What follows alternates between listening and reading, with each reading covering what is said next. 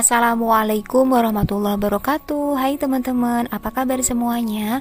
Semoga kita semua senantiasa dalam keadaan baik, dalam keadaan sehat, dan selalu dalam lindungannya Allah Ta'ala. Mood booster banget ngeliatin videonya teman-teman. Yang awalnya saya agak mager bikin video, jadi semangat lagi.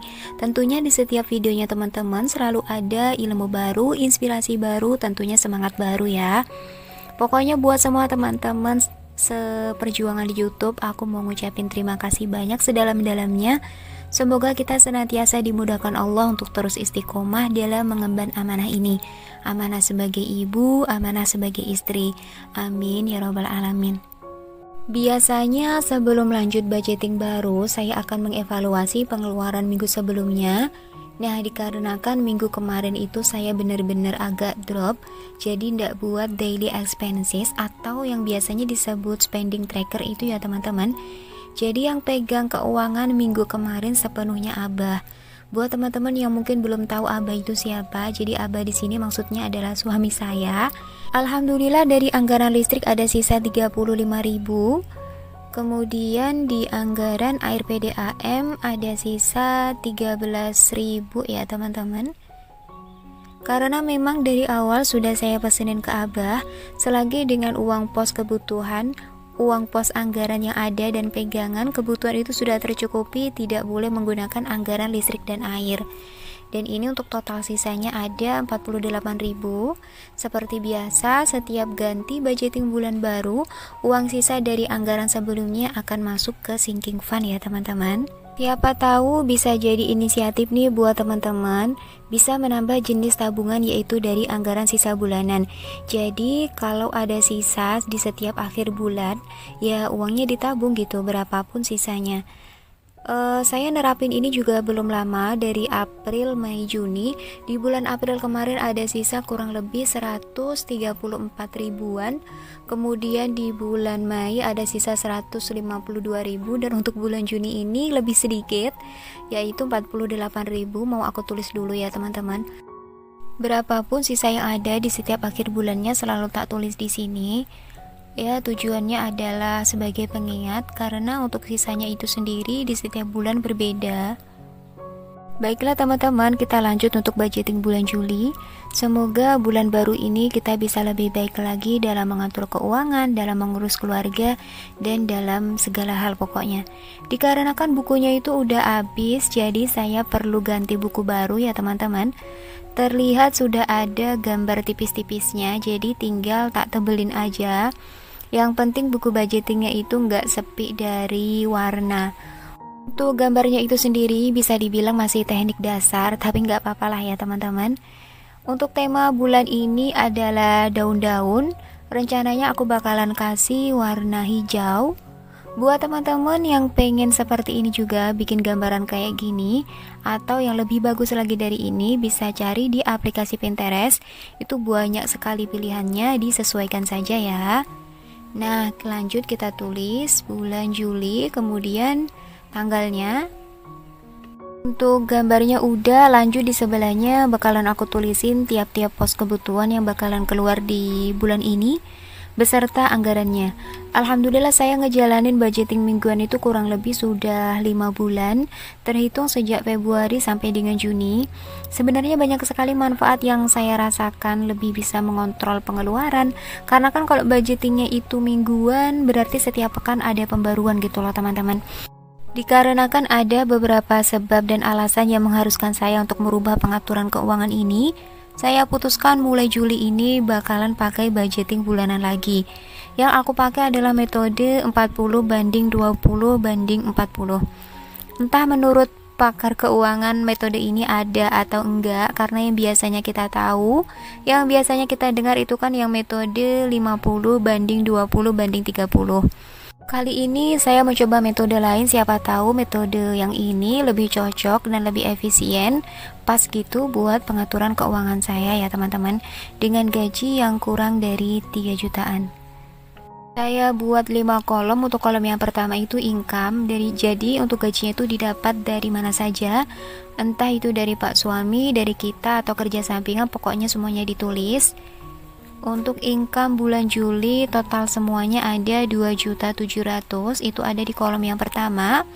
Kemudian kolom yang kedua untuk kebutuhan hidup bagiannya 40%, kolom yang kedua untuk keinginan atau hobi bagiannya 20%, dan sisa 40% ada di kolom ketiga untuk sinking fund dan challenge ya teman-teman. Untuk kebutuhan hidupnya seperti yang terlihat ya teman-teman, masih di lauk seahad atau keperluan dapur, kemudian listrik, air PDAM, gas, bensin, pakai data, dan groceries. Buat teman-teman bisa disesuaikan saja dengan kebutuhannya. Kemudian untuk keinginan ada uang jajan, pegangan, dan jaga-jaga. Jadi di sini pokoknya aku tulis aja untuk nominalnya berapa, nanti seandainya dari kebutuhan hidup itu ada kekurangan bisa ditambal oleh dana pegangan dan jaga-jaga. Akhir untuk sinking fundnya masih sama dengan 13 kategori tabungan ditambah sosialnya aku taruh sini. Jadi untuk sosial ini mencakup sosial dan mencakup jimpitan dan sodako. Aku masukin di sini ya teman-teman.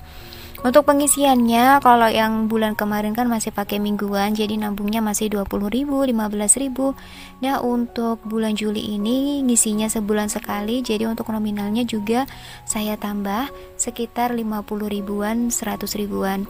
Agak berbeda di tabungan anak, karena untuk 2 anak perempuan, jadi nominalnya agak saya tambahin 200.000.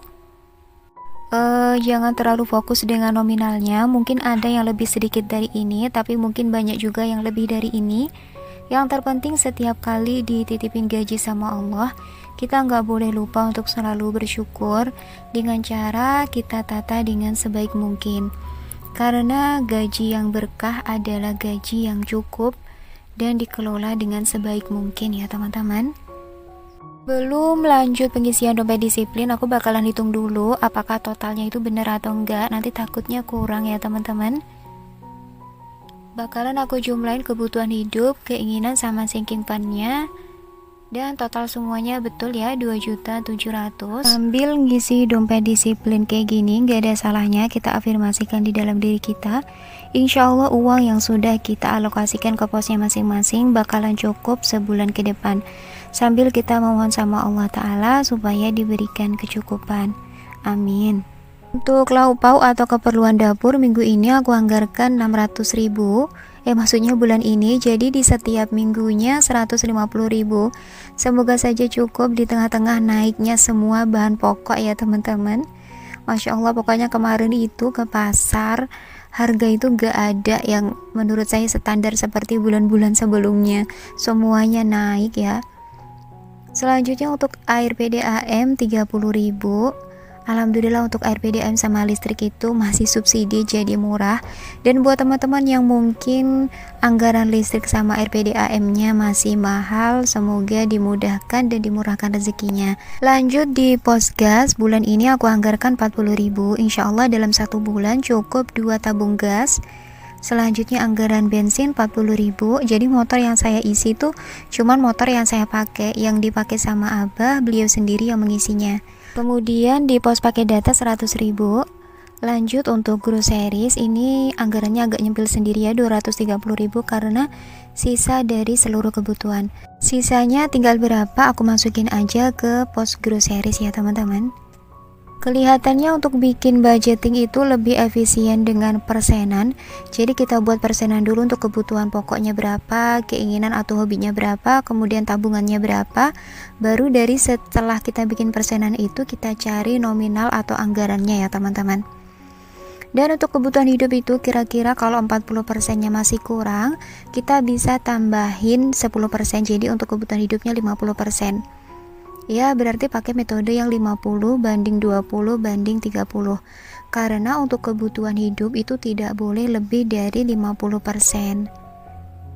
Selanjutnya yang bakalan saya isi adalah kolom yang kedua, yaitu untuk keinginan atau hobi, bagiannya 20%. Di sini ada pos jajan, pegangan, dan jaga-jaga. Di uang jajan saya anggarkan 240.000 karena untuk 2 anak perempuan. Di selain itu kalau hanya mengandalkan 240.000 jajan di luar itu sebenarnya kurang ya teman-teman. Jadi kita harus inisiatif bikinin jajan anak di rumah. Terus kadangkala abahnya juga kalau pulang ngaji itu mesti bawa jajan. Jadi lebih bisa meminimalisir pengeluaran dari uang jajan tersebut. Oke lah teman-teman, untuk pengisian dompet pintar atau dompet disiplinnya akhirnya kelar juga. Lanjut kita ke tahapan yang kedua, yaitu pengisian sinking fund dan beberapa challenge. Dikarenakan budgetingnya saya kan udah pindah ke bulanan, jadi untuk sinking fund dan challenge-nya pun ikut bulanan. Untuk nominal sinking fund-nya aku tambahin sedikit, tapi untuk challenge-nya enggak. Ya dikarenakan memang agak sedikit berkurang juga ya daripada gaji di bulan-bulan sebelumnya, tapi nggak apa-apa, semoga dengan gaji yang ada ini insya Allah cukup, begitu juga dengan teman-teman semuanya. Sampai sini dulu video saya kali ini, sampai jumpa lagi in the next video, dan terima kasih banyak buat teman-teman yang udah setia nontonin video saya sampai akhir. Wassalamualaikum warahmatullahi wabarakatuh.